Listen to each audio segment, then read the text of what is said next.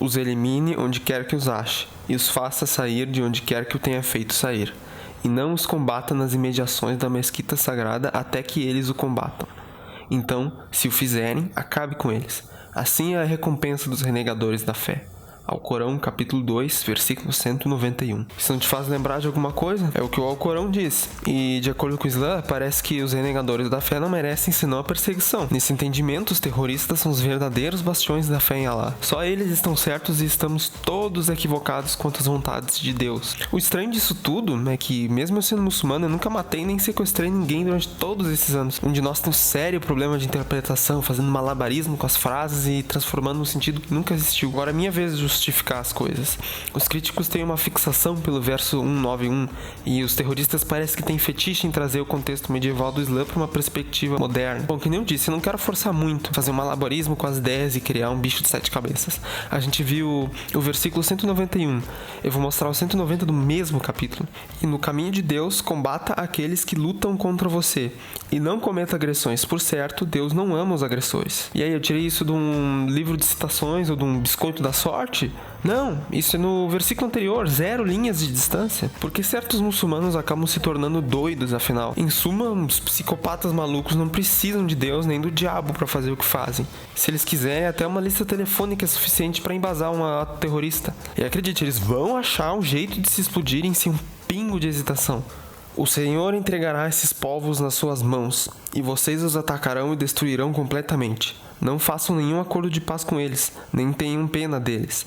Derrubem os altares desses povos, quebrem as colunas de Baal, cortem os postes de Aserá e queimem todas as imagens. E em que capítulo do Alcorão que vocês acham que isso aí tá? A boa notícia para os judeus e cristãos é que a gente não vai precisar falar árabe para entender esse texto, mas talvez hebraico ajude um pouco. Eu digo isso porque esses foram os versículos 2 e 5 do capítulo 7 de Deuteronômio.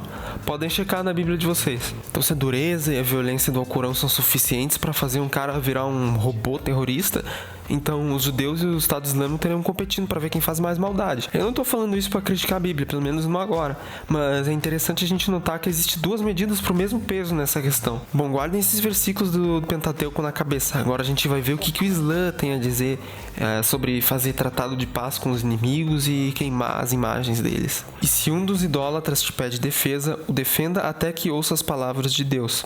Em seguida, faça com que chegue a um lugar seguro. E não ofenda aqueles que invocam além de Deus, pois assim eles ofenderiam a Deus por agressão sem conhecimento. Vou deixar um card aqui em cima para quem quiser saber mais sobre os mitos baseado em descontextualizações de uns aí.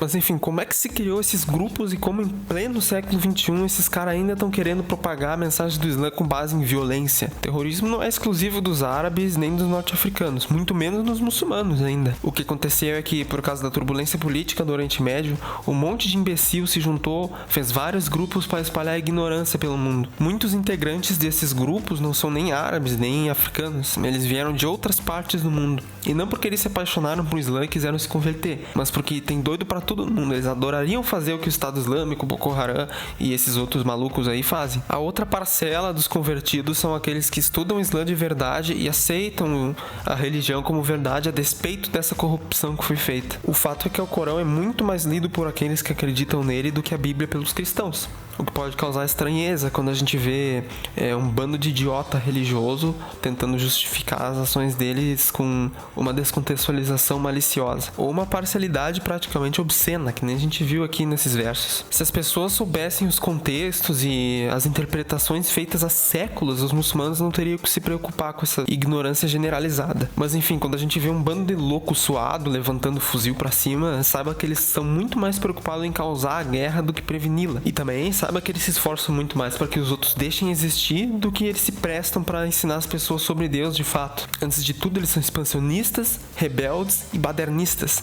Eles são igual às Farc aqui. A única diferença é que eles são muçulmanos, ou pelo menos dizem ser. Ou seja, têm princípios iguais, mas princípios não são fins, porque no final uns são muçulmanos, outros são comunistas, mas qual que é o fim de tudo isso? É conquistar através da violência e da intolerância. Se tem alguém pelos quais os causadores de conflito não lutam, é Deus. Ou Allah, se você cresceu falando árabe. Enfim, para encerrar o vídeo hoje, eu vou deixar vocês com a recitação do capítulo 2, versículo 109. para a gente saber melhor o que os muçulmanos foram ordenados a fazer quanto aqueles que não gostavam do Islã. Os tempos eram outros, claro, mas a gente consegue encaixar os ensinamentos numa perspectiva moderna. Assalamu alaikum wa rahmatullahi wa barakatuh.